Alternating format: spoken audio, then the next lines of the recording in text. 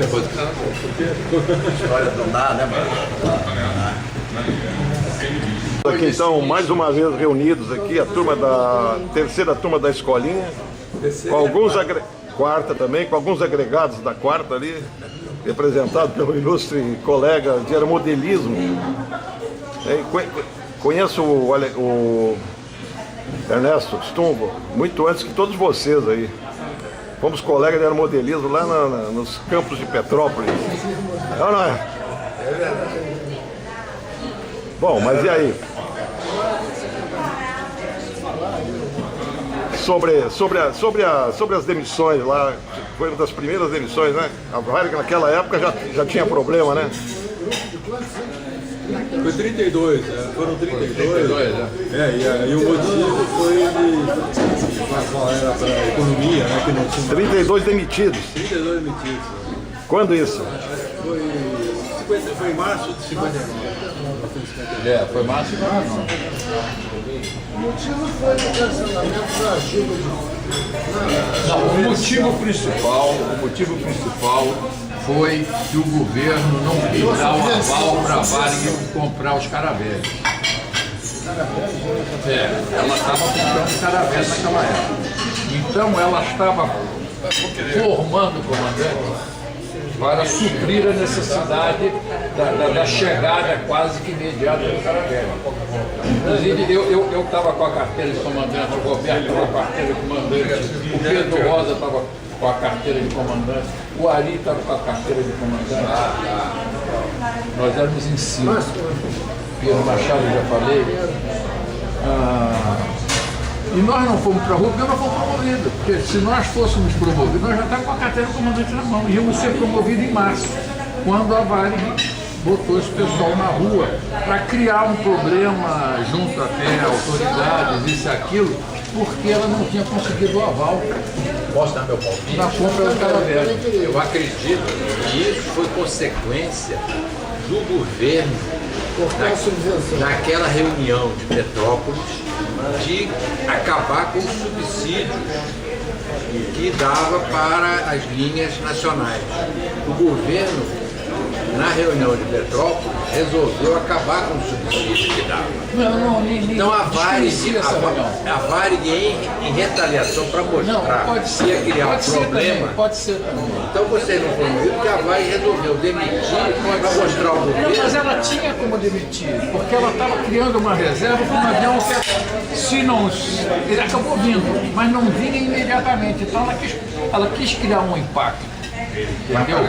Para restabelecer o subsídio, tudo bem. A subvenção para a linha, o motivo principal foi esse. Ela precisava demitir porque ela não cancelou linhas, não fez nada, ela continuou. Não, mas ela estava preparando, era como se fosse uma reserva estratégica que ela não precisou usar a mão imediatamente. Eu não estou defendendo se ela devia, não, ela demitiu. Eu estou comentando.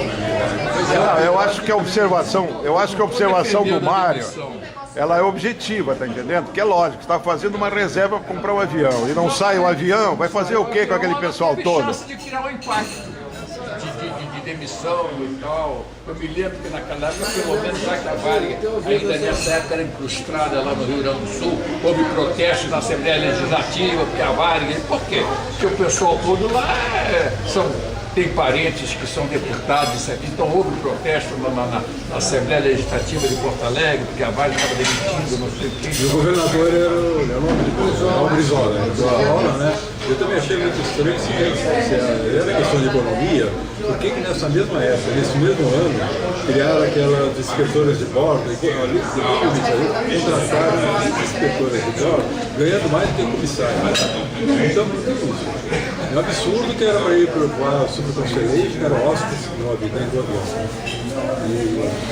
E o pessoal na época ficou revoltadíssimo. Houve até o caso do Arthur, que parece que a esposa dele estava com câncer. Então ele foi demitido, mas aí houve uma comoção, porque já estava numa pior danada, atendendo a esposa dele, isso, aquilo. Aí foi tornado sem efeito a demissão do Arthur, e o Arthur português, porque ele voltou. Mas agora o sapateiro também quase entrou nessa história de casado e não casado, né? O sapateiro casou desempregado. Ele casou, ele manteve o compromisso com a mudinha, casou desempregado. Mas tinha garantido para ele que ele não ia para a rua, né? O Pinto garantiu para ele que ele não pode casar, mas tá tudo legal. Aí o Pinto, parece que o Pinto assinou a demissão e se mandou para Bagé, né? Para não segurar a barra lá em Porto Alegre. É o que contam, né? Mas diz que essa lista teve muitas reviravoltas, né? Que eu vou falar, tinha uma lista dos outros que nunca foram demitidos. Tem mais uns 10, pelo menos. Aí nós vamos era parente de fulano, dos outros, aí disse, não, vamos mudar tudo, aí mudaram tudo, demitido o pessoal, recém-promovido. E logo assim, foi por outro 2 anos de casa. A vinda do Caravelli estava criando um frisson danado na Varig naquela época. Então, já teria surgido um recado da diretoria de operações de que só voariam os Caravelli o pessoal de confiança da companhia. Porque naquela época, o pessoal mais antigo criou o clube do comandante. Você se lembra desse lance? Eles criaram o clube do comandante para fazer assim um pouco de freio do seu Berta, porque às vezes o seu Berta era muito direto, fazia e desfazia. Se não me engano, o principal motivo da criação do grupo do comandante foi um dos comandantes master de Constellation que pediu o almoço fora de hora e a chefe de equipe disse que não servia naquela hora, que ele almoçasse depois, uma coisa assim. Não se lembra desse lance, não? E quando isso foi levado ao seu Berta, com reclamação dos comandantes, o Berta teria dito, não, ela está certa. Tem hora para almoçar, não sei o quê. Não pode estar interrompendo o serviço. Então criaram o clube do comandante quase que como uma represália para que o pessoal se unisse, para colocar um freio nas coisas. E aí, como estava para vir o Caravelli, então saiu da chefia que só voaria o Caravelli quem fosse da confiança da companhia. E que o presidente do clube do comandante não era cargo de confiança que a companhia visse como tal. Aí então o presidente do clube na época pediu demissão para poder voar, não vou dizer o nome, para poder voar. Diz o nome, não vou dizer o nome. Para poder voar o Caravelli. Então aí houve uma reunião quando a Varig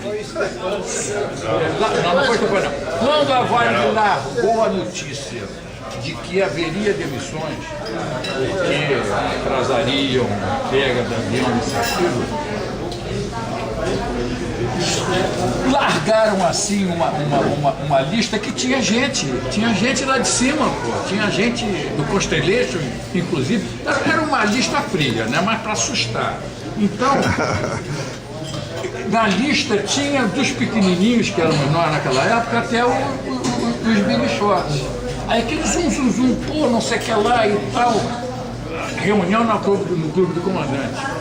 Eu não fui, eu não estava em Porto Alegre. Mas dizem que aí eles chegaram para nós, que éramos recém-admitidos praticamente, não, isso interessa a todo mundo, porque todo mundo é do grupo de pilotos, da Varig, isso, aquilo e tal. Aí chegaram lá, um emissário de operações teria dito, olha, a última notícia é que eles vão dispensar sim, mas só vão colocar na rua os comandantes mais modernos de DC-3. Comandante antigo não vai. Aí, pô, então vamos embora, vamos pro Henrique tomar chopp, porque nós não temos nada a ver com isso. Pô, esse lance é manjado, pô. Isso é inesquecível. É inesquecível. Vamos pro Henrique tomar chuva porque nós não temos nada a ver com isso. E realmente então eles botaram o pessoal mais moderno. Eles colocaram o pessoal mais moderno.